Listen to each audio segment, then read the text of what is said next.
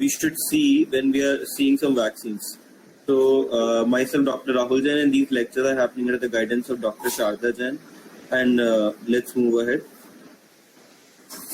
So this is our framework for today, how we'll be discussing vaccination. Going over from definition types, we'll discuss vaccine while monitors. Then first of all, coming to definition. So basically, vaccine is an immunobiological substance designed to produce specific protection against a given disease. So this we all know that suppose it's a polio vaccine. So we administer the vaccine and it's an immunobiological substance and we are administering it so that the person doesn't develop polio later in life.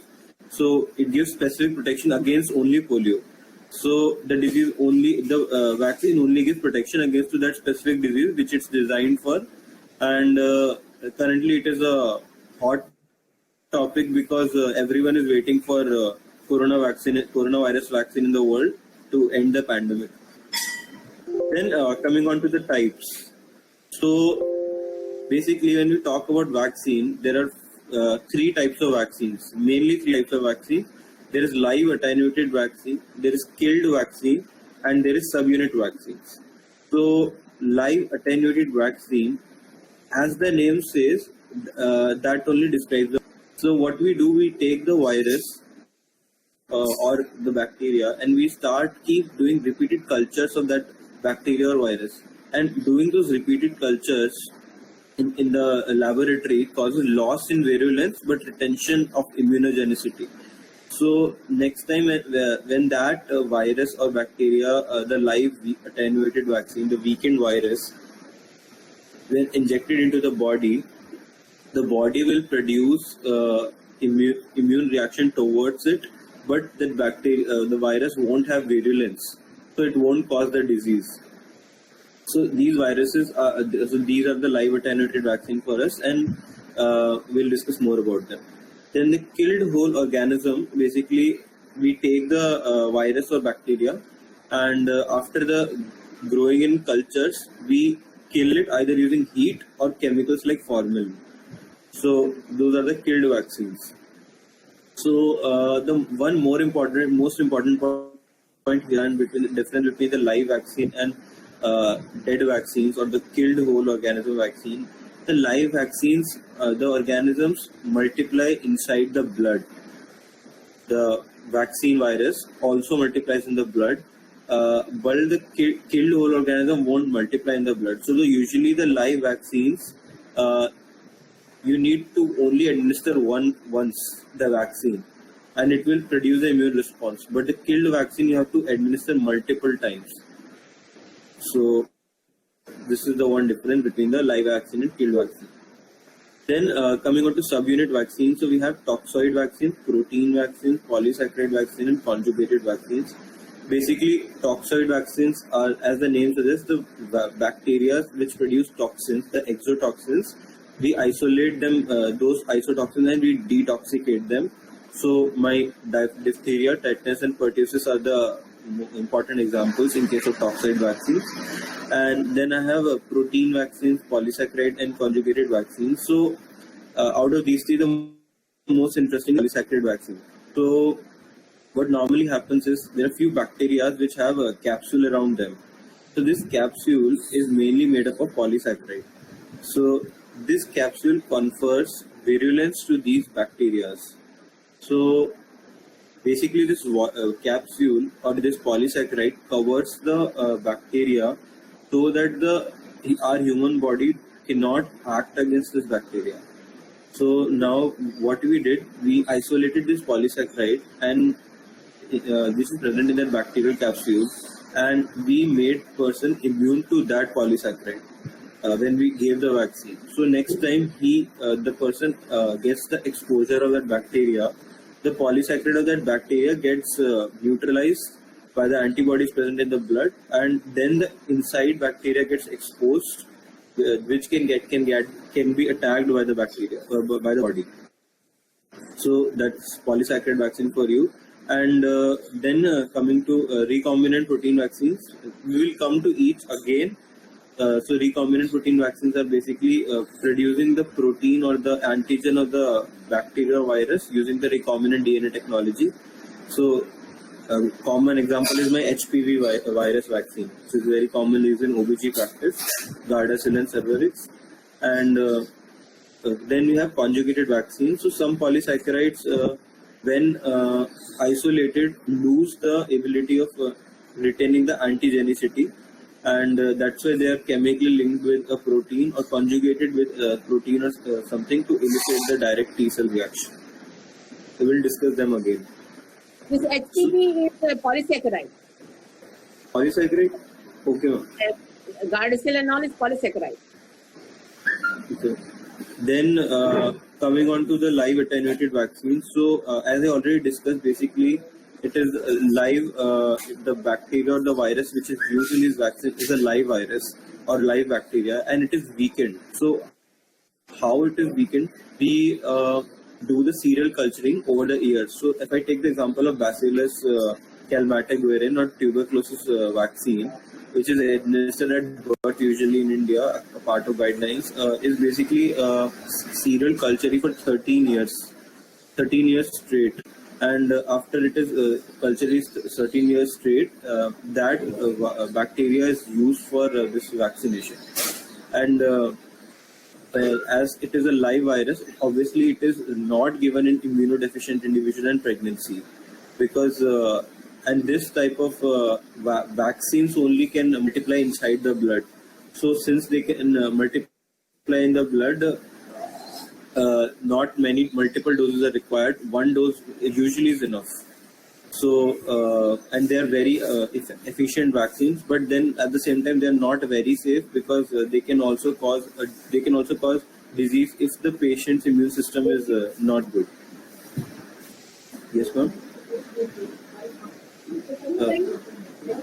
Then the examples which are usually part of live attenuated vaccines are, first is very important, BCG, OPV, MMR, my varicella vaccine. So this is a very important point. The varicella vaccine cannot be administered to immunodeficient individuals and in pregnancy.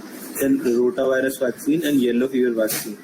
Typhoid and cholera, we have multiple vaccines. So there's one variety of typhoid cholera vaccine which are live attenuated.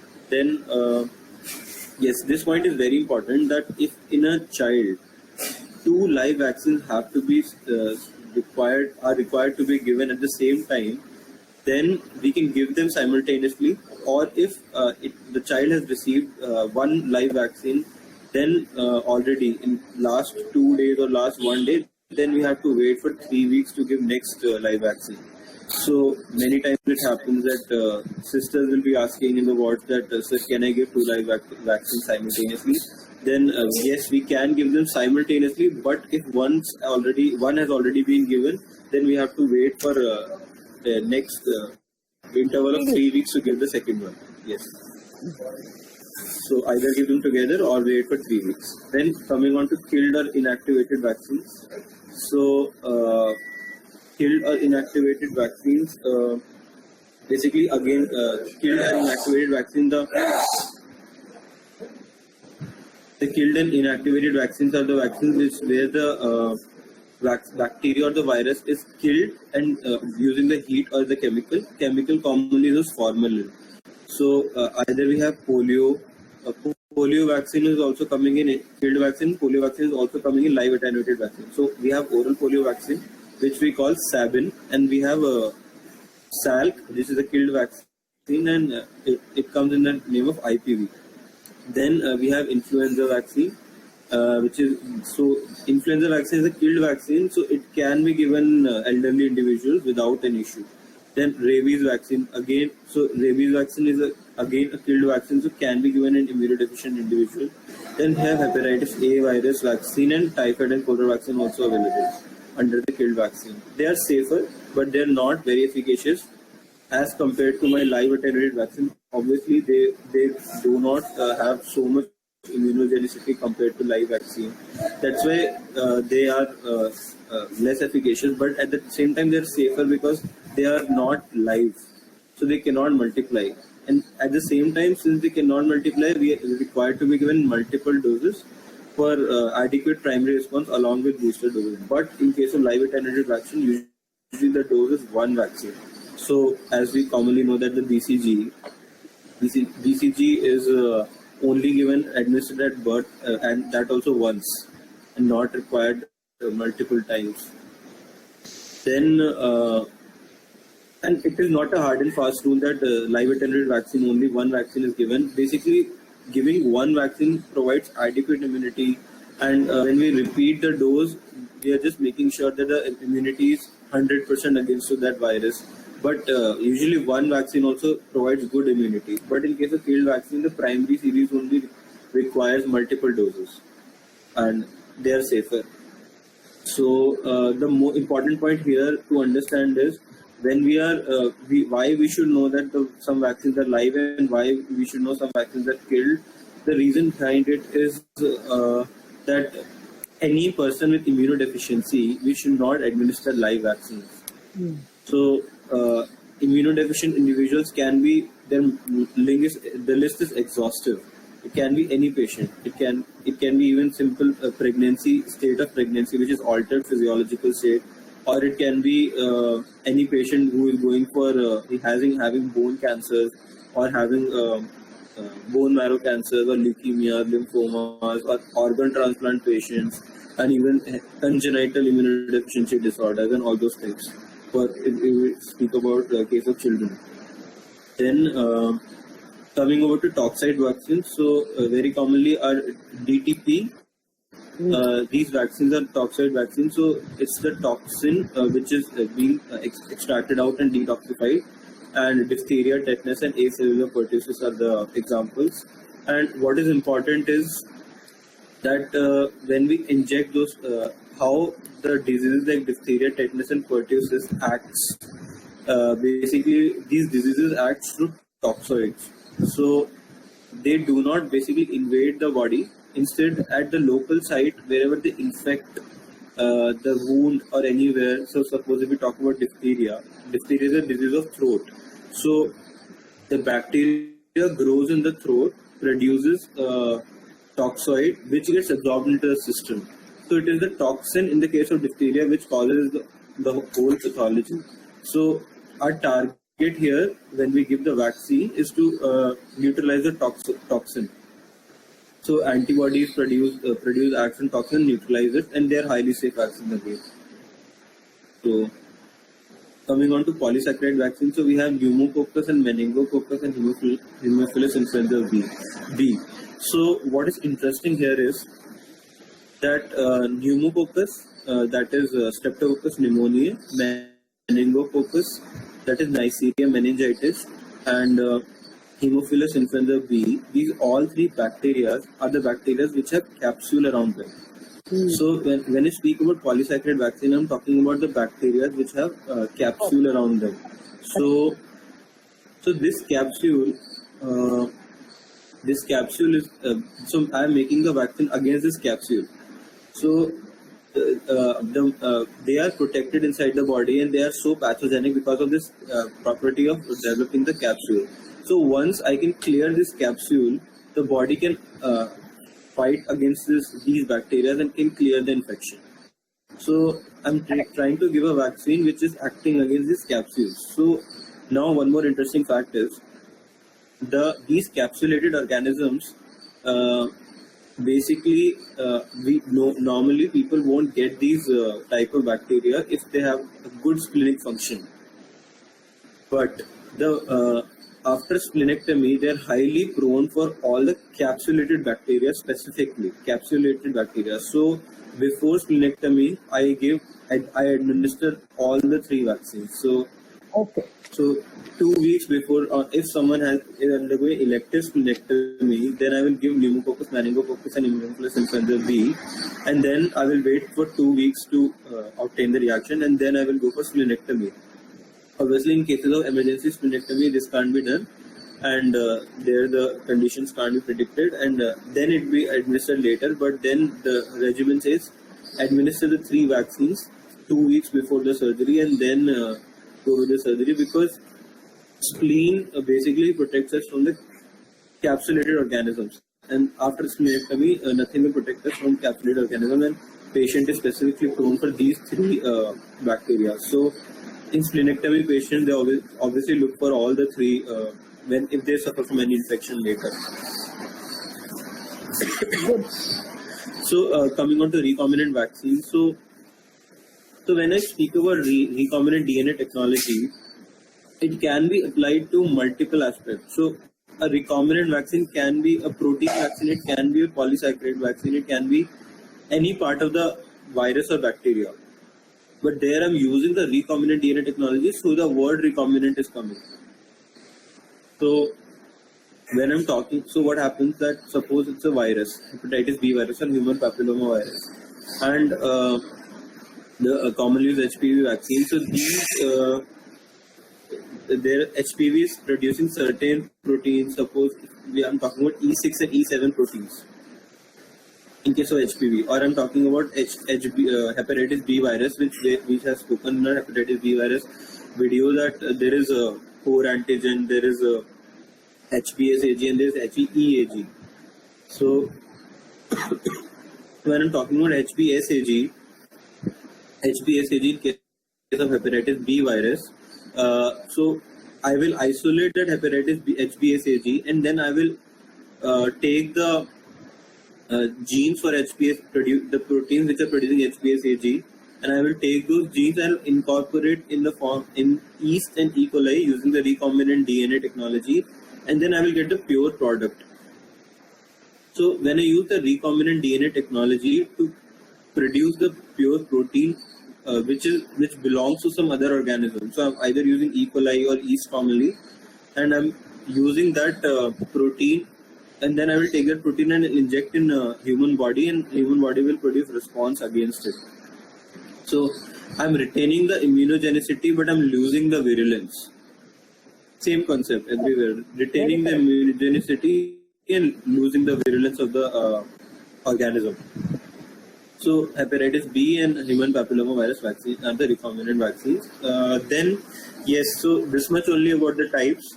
And before I go on to next, I will just add vaccine while monitors. So what are vaccine while monitors? So again, this is very interesting. So the vaccines which come in vials, when the multiple vials can be, when the vial can be used to inoculate multiple patients. So if we go to primary healthcare centers and all, they use vials for BCG, immunization, and even for tetanus and everything. There are vials which have multiple doses. So it is very important to know when to discard the vial. So every vial has a small indicator over it called as vaccine vial monitor. So if you can see in this figure, this small vaccine vial monitor. So we have to always compare the central part of the vaccine vial monitor from the peripheral part. So if it is lighter than the peripheral part, then we can always use the vaccine. The vaccine is safe to use. But the moment it becomes darker or even at the same color, it should be discarded. And it will be useless to give that vaccine. So in the first two pictures, we can see that it is lighter. So this can be used, but in the next two pictures, we can see it's of same color and darker. So basically, it's an indicator of heat, the cold chain. So if the cold chain is not maintained, then the vaccine becomes useless. So this will give us idea that if the cold chain has been preserved and maintained properly or not. Then this was about vaccine vial monitor. Then coming on to the regimens and how to give, what vaccines to give at what age and all those things. So we are not going to cover every vaccine, but we will cover the major vaccines and the important ones. So coming on to the NIS first. So what is NIS? National Immunization Schedule.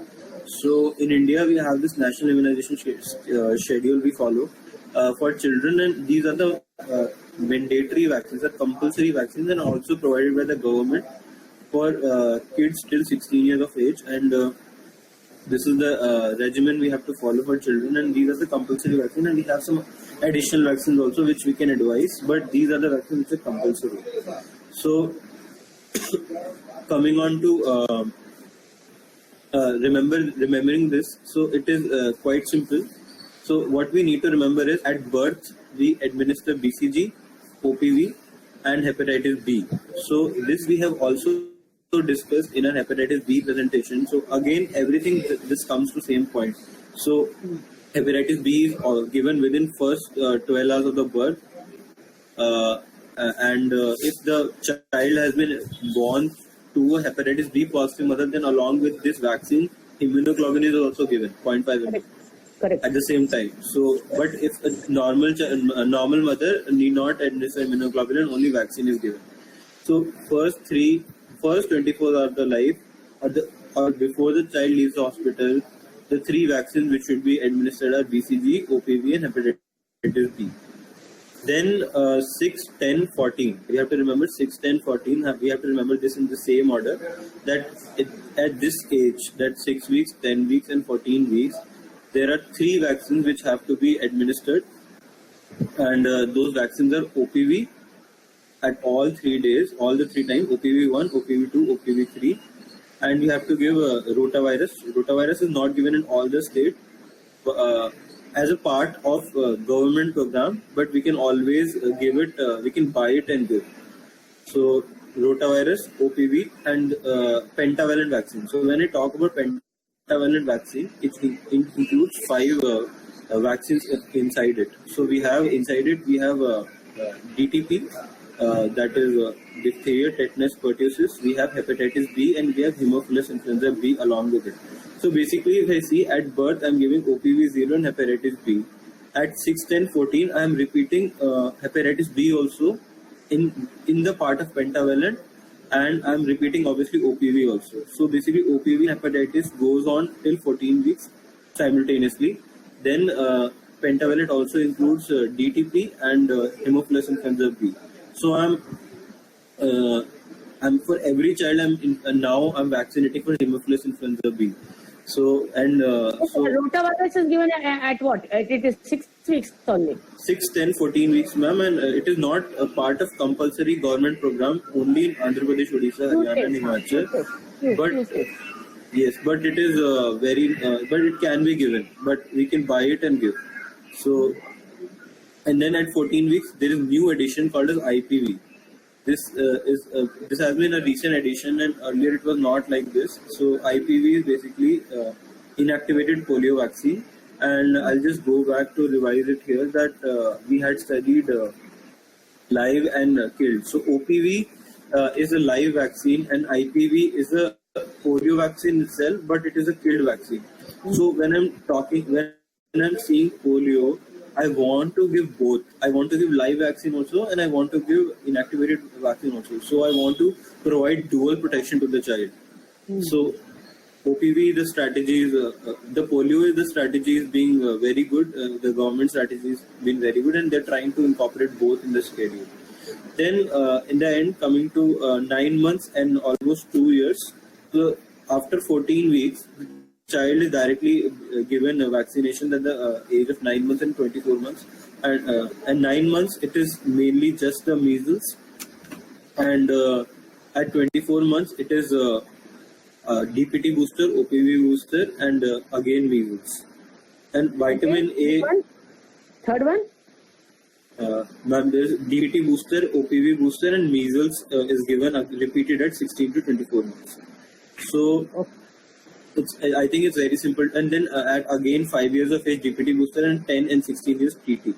So I think it's very simple to remember that at birth you have to remember 3 vaccines. That before the child exits the hospital, we should always check that 3 vaccines have been given or not: BCG, OPV, and hepatitis B. Then at 6, 10, 14 we have OPV, pentavalent, and rota, and 14 weeks we have extra polio vaccine, the killed vaccine, inactivated polio vaccine, IPV, and then at 9 months we have to remember only measles.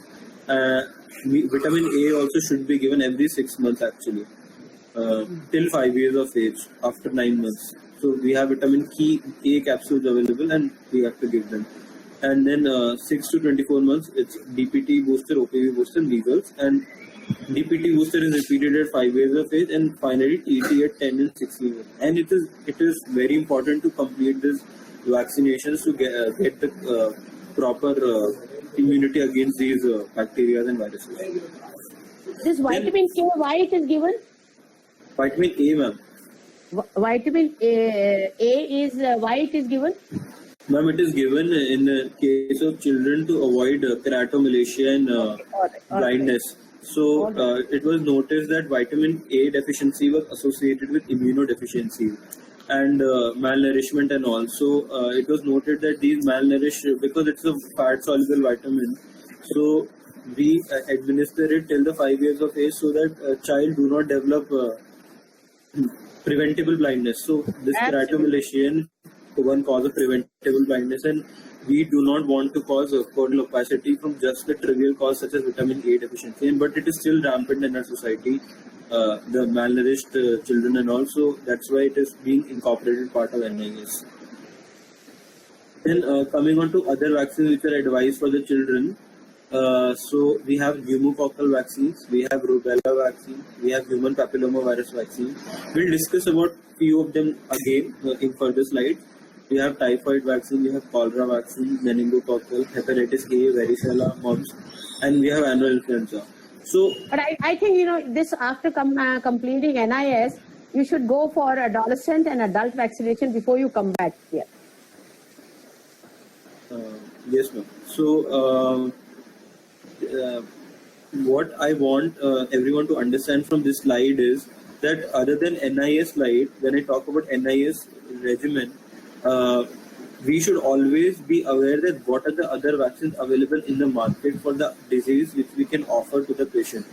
So we should be aware that, okay, for these diseases, vaccines are available, for these diseases, vaccines are not available.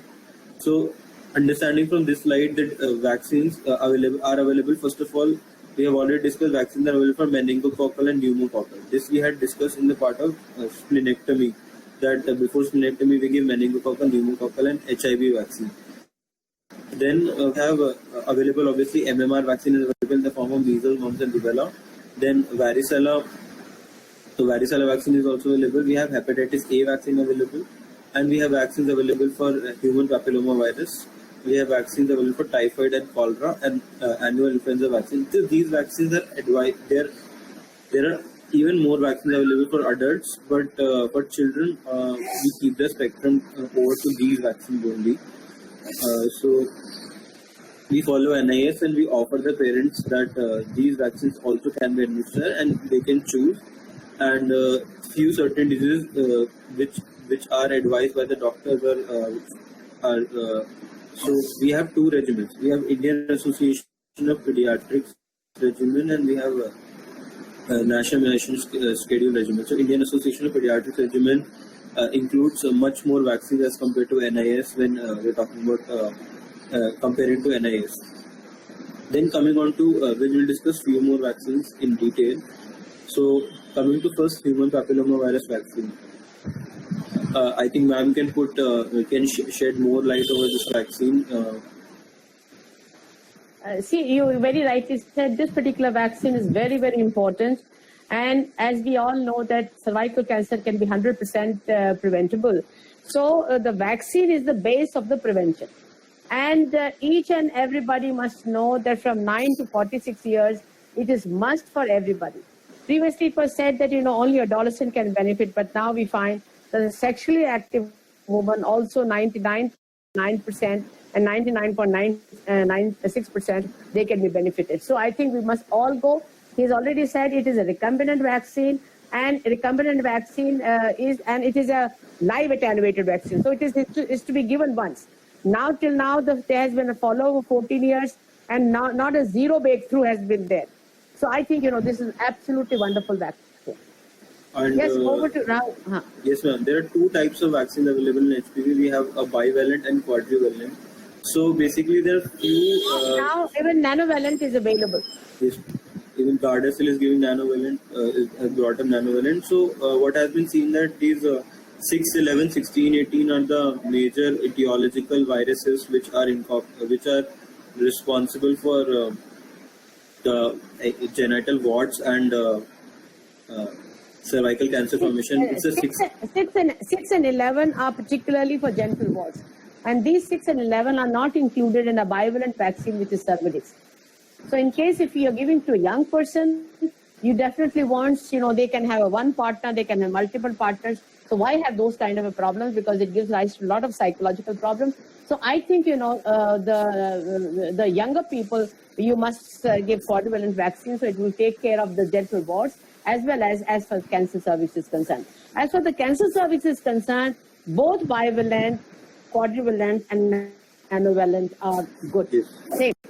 And they can also be given in boys. So, yes. We are not, Western world is promoting to both, but as far as we are concerned, we are promoting only in girls, and that is why we are holding it back for boys, because once we say it is for boys, so the parents will give it to the boys only and not give it to the girls. So I think the very purpose will be defeated. Yes, ma'am. Then coming on to varicella vaccine. So, yes, so varicella vaccine, the brand name is Varilrix. It comes in the brand name of Varilrix. So basically, it is a live attenuated vaccine and it is against varicella zoster. And it is for the adults coming in contact or outbreaks and children. So inside Indian Association of Pediatrics, it is already included. But as a part of NIS, it is not given. And it is a subcutaneous injection. So suppose there is an outbreak in anywhere. So in hostel, some outbreak has happened and some person has not been immunized, some adult has not been immunized with this vaccine, and he is living in that hostel, and he has never suffered from varicella in his life, and then those people can take varicella vaccine in the case of outbreaks and all. So there is subcutaneous injection. Regimen is either only one dose, or we can repeat one dose after 1 month. So this is the Varilrix or varicella vaccine for.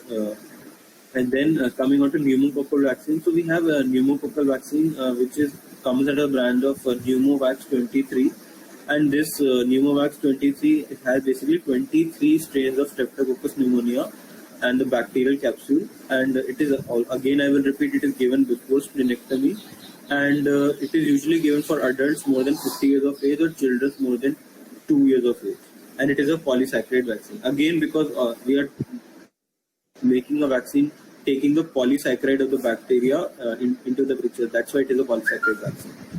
You take it regularly every 5 years. Yes, you take it regularly every 5 years. Okay. So, yes, it will help to prevent the pneumococcal diseases, streptococcal pneumonias, and all those things. So, it is very useful in people more than age of 50 years of age. So, we can advise to people and everyone. Then, why Rahul it is given? So, the people go in the old age because of mainly for 3 things. They go through the heart attack, they go through the stroke, and the third problem is that they have pulmonary problems. And in pulmonary problems, if they have a pneumonia, they succumb very fast with it. And that is why it is good to give a pneumococcal vaccine, which is given every 5 years. Yes, ma'am. Then coming on to the meningococcal vaccine, again, it is a quadrivalent conjugate vaccine. And just from the knowledge purposes, there are 4 groups which are incorporated in this quadrivalent, that ACY and W135. And it is given up to the age of 2 years, and only 1 day is given, and the brand name is Quadrimeningo vaccine. So, then influenza virus vaccine, as ma'am had told about in your last video also, that it is a vaccine which is approved by WHO. It is an inactivated vaccine. So, since it is an inactivated and killed vaccine, it can be safely given to anyone, even immunodeficient individuals. Here I wish to tell you is that this particular vaccine is given every year. WHO approved labs they work it out, and the 4 viruses are included every year. So it is WHO monitored, and every year it has to be taken, and it has to, this vaccine, once its expiry is done, this is not to be given. And now quadrivalent vaccines are available, and this is previously it was 3 viruses, now the 4 virus vaccines are available. Yes, ma'am. What is important is that there are practically no contraindications, but it should not be given to everyone, because then it will cause a shortage for the people who actually require it. So that's why we have specific indications for the people who require it, and it can also be given in pregnancy. So the priority individuals become elderly, more than 65 years of age, anyone with multiple comorbidities, any people with immunosuppression, or even pregnancy in the months of influenza. So there's influenza outbreak in the society, then even pregnant females can take this vaccine. See, the 5 people get priorities. The first priority is if there is a pregnant lady, she must be given, because the morbidity and mortality, if they one day gets flu, then it becomes increases. The second priority is all elderly people should be given. Third priority is this new in infants, it has to be given. And fourth priority is people who are working in the clinics. They are also high risk prone. So they must be given, and the people with comorbidities. And then whatever is remaining, everybody can take it. Yes, ma'am. So as ma'am rightly summarized and said, coming on to cholera vaccine. So cholera vaccine is basically, it comes under the brand name Shanchol, and it is the minimum age should be 1 year, and it is given as 2 doses 2 weeks apart with repeat dose yearly, and it is again an oral vaccine. So it is just poured in the mouth, and it's a bivalent vaccine.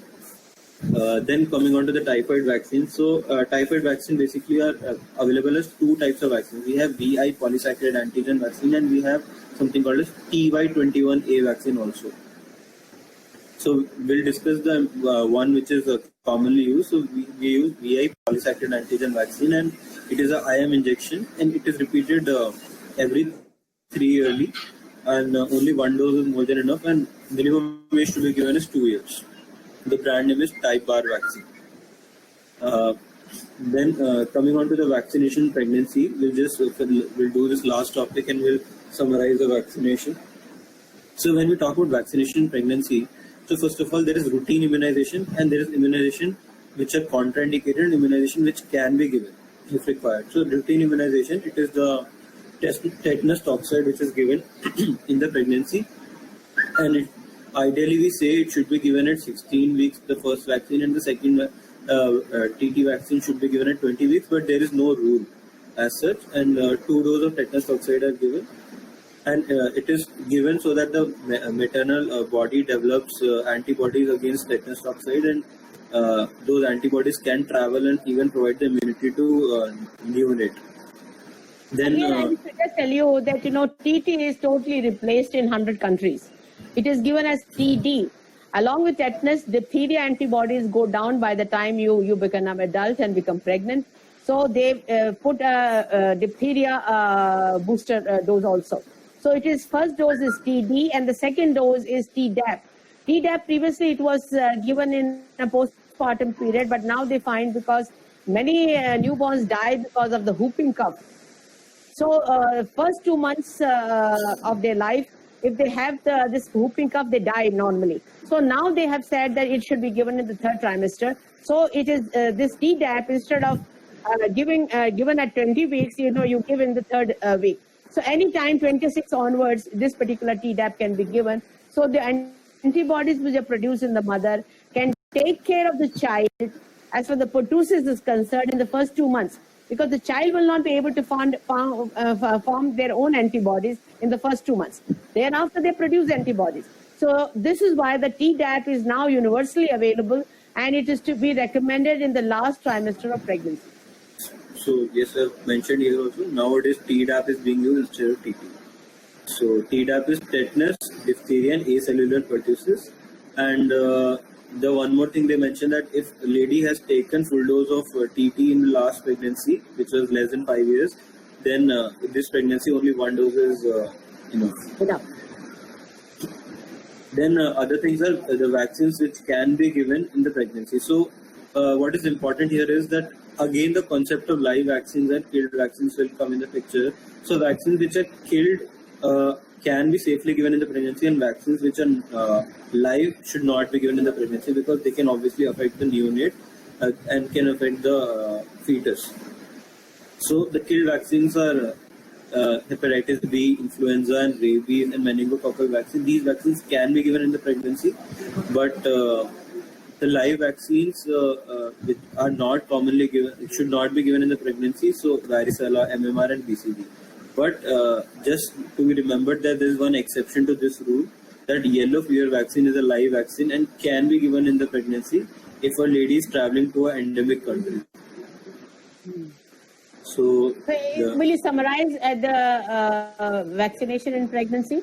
Yes, ma'am. So when we speak about vaccination in pregnancy, so first of all, the routine immunization is Tdap, and 2 doses. Not Tdap. It is tetanus toxoid, but now it is given as TD between 16 to 20 weeks and Tdap in the 3rd trimester. That is one you must. We give flu vaccination. It can be given any time after 12 weeks. And then we give 3rd vaccination, Tdap, we have already repeated. And he has already said that other, hepatitis vaccination, if it has been left over and, the 3rd dose falls in pregnancy, then the hepatitis vaccination can be given. Last thing is, exception is, other vaccination is to be avoided during pregnancy, except the yellow fever. Yes, ma'am. So, thank you. I think it has been a very great session.